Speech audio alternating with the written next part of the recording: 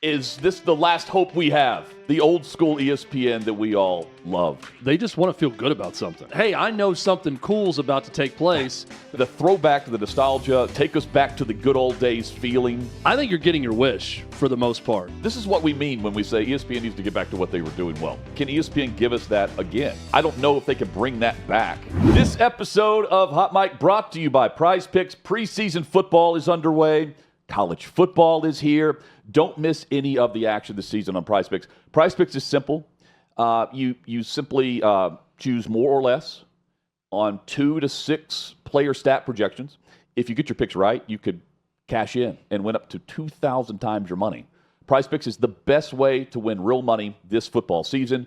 Make your picks in less than 60 seconds and turn your sports opinions into real money on Prize Picks, just like Chad Withrow. How do you smell it? You smell the fall in the Victory. air. Football season, the scent of victory, the scent of the leaves maybe falling. It's maybe a little early for that.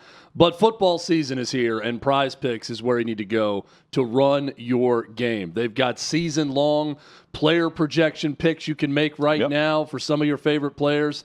And every time you go, Hutton, it's a lot of fun. That's what we love about it. And download the Prize Picks app. Yep. And when you do, use the code HOTMIC, HOTMIC. Get $50 in lineups after you play your first $5 lineup with the code HOTMIC to get $50 in lineups after you play your first $5 lineup. HOTMIC is the code on Prize Picks with the app. Prize Picks, run your game. Chad, they were running back the throwback on ESPN with SportsCenter Monday night. Rich Eisen, of course, is back after, 20-plus years away? 22 years. It doesn't feel that long to me, he's been doing this radio program, and he's had the television show, different things, NFL Network, of course. It doesn't feel like 20 years. Some things, like Dan Patrick, it feels like 20 years that he's been gone. The throwback to the nostalgia, take us back to the good old days feeling of SportsCenter and the logos and the theme and the just watching clips, it was awesome. Yeah.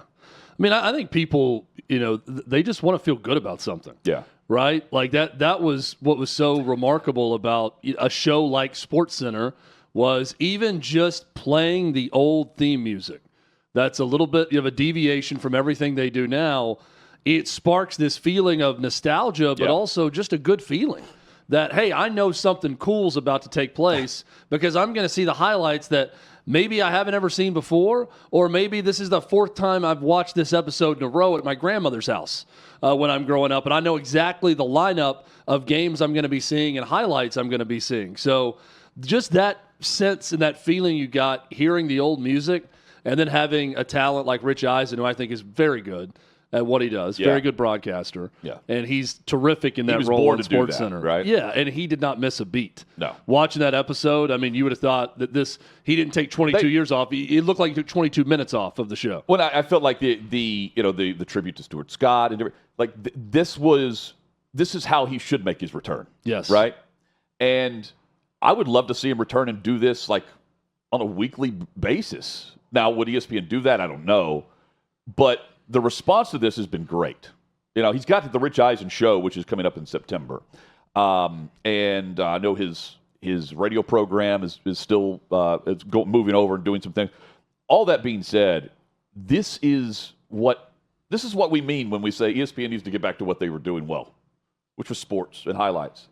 But I think the social media aspect of it and the clips take away what we remember, which is you'd wake up in the summer and you'd watch that on repeat 4 times. It would just be on TV, right? Those days are gone, but the highlights and there's a vibe to it that I think is taken out of your average SportsCenter show now, unless it's Scott Van Pelt, where it's just you don't know the anchor that well. It's just a talking head. It could be AI for all we know. This is a throwback that was needed. Yeah, it was great, very well executed. You mentioned the Stuart Scott tribute. I thought was fantastic. Yeah, you showed that to me. And it was very cool as he shared. He likes to think about what Stuart would be doing now and his thoughts on the current sports world. And he mentions that Bill Belichick is coaching his alma mater, his school, North Carolina. They called highlights of LeBron James high school games. What would you think about LeBron James still playing at 40 with over 40,000 points? The possibility of Stuart Scott on set with Inside the NBA now that ESPN has the rights to it. All these different things. I thought it was really good. And again, you can get highlights on your phone, right? And you can go watch highlights when you want, but there's something about ESPN's ability to curate those highlights for us and show it to us in a 30-minute or an hour-long program like SportsCenter that it's unmatched. In a creative way. It's unmatched. Right? And I think for people that want ESPN to get back to being about the sports, I think you're getting your wish for the most part. In a lot of moves they're making, the whole deal with the NFL Network and the NFL, now there's reports out that they may be acquiring MLB Network also in a package. So does that mean that Major League Baseball is going to own 5% of ESPN also? I don't know. But they're really going hard on partnering with these different leagues, and that's going to give you more game content. So more of that, less of Monica McNutt on television not knowing who Barry Sanders is. Yeah. That's what ESPN needs a lot more of. Yeah. More of, Dan Patrick, Rich Eisen, Linda Cohn from back in the day, of course, Stuart Scott. Just thinking about all the other anchors. Even Olbermann was cool then. Yeah. I thought Olbermann with Patrick and Olbermann were terrific together. Agree. And he was great at that gig. Yeah. Before he went crazy. Here's Zach Cohn, loves him some Rich Eisen.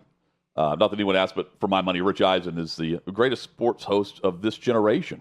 You can just feel how comfortable he feels. Sounding this natural is rare these days. I do agree with the second part there. I don't know if he's the greatest sports host of this generation, but he's a natural at it. He's very, very good.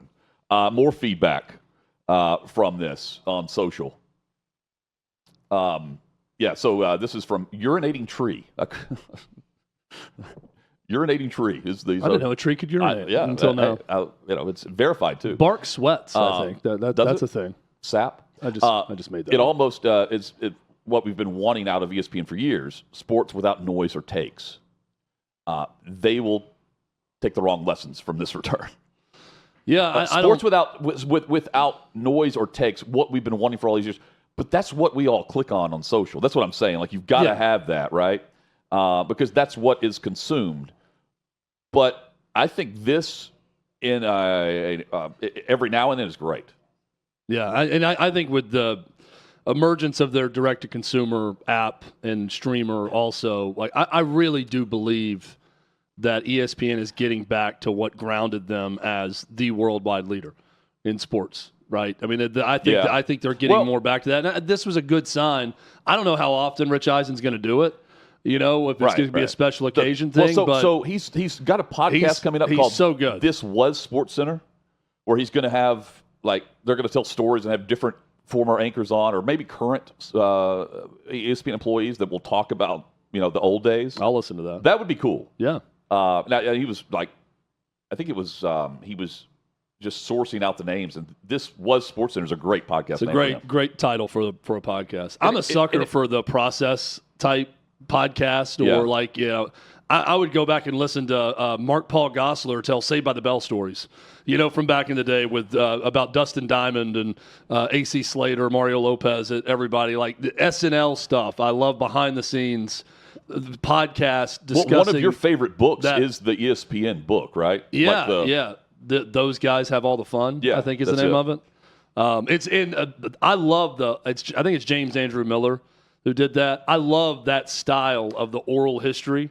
Yes. That's how that book is written. He's got one that's live from New York. That's a thick book about and Saturday, that's another Saturday throwback that I would love to see. He did one wrote a book called Tinderbox about the history of HBO, which is maybe my favorite one of all of them. And it's all in that oral history style. So he needs to be on this different podcast. People. Yeah, he should. Here's Brandon Green. If ESPN wants to go back to their golden age, investing in people like Rich Eisen, again, to focus on sports coverage in an entertaining way is a great start. And they've already started down this path, but totally agree with Rich Eisen and what it means when the NFL Network's now merging into ESPN. Just the intro alone to SportsCenter felt right and grabbed my full attention, even if they didn't use the older graphics.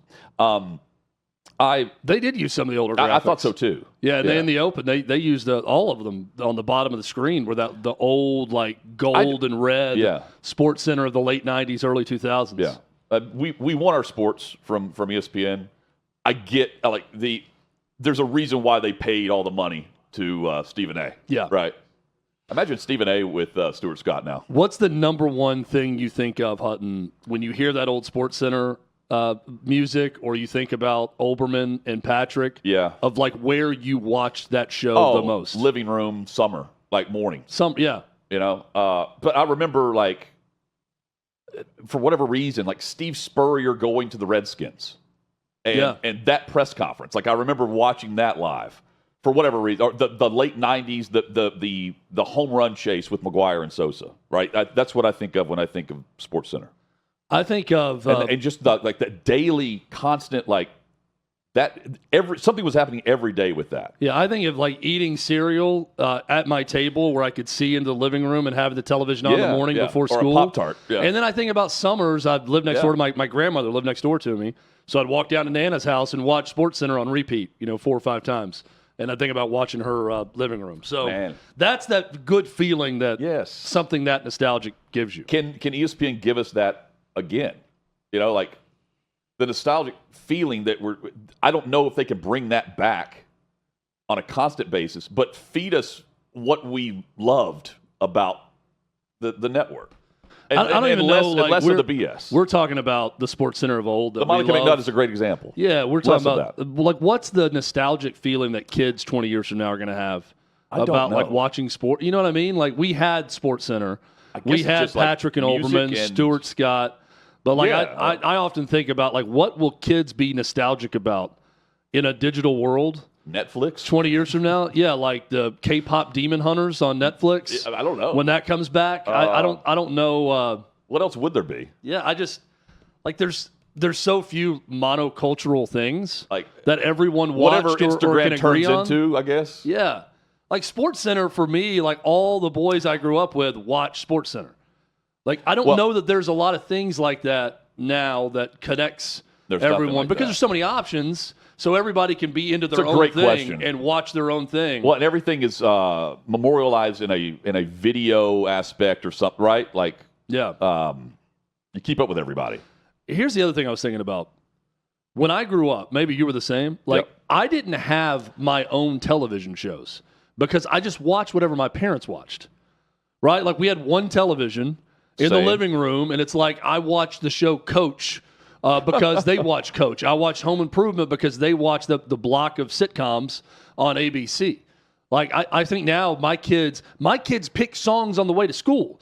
I just give them my phone and they go to Amazon Music and they're picking their songs the whole way. And I'm thinking, I listen to Mix 92.9 soft rock, adult contemporary music because that's what my mom played in the car. Yacht rock. I have to have these talks with my kids all the time that I'm I just listen to the radio station my parents listened to.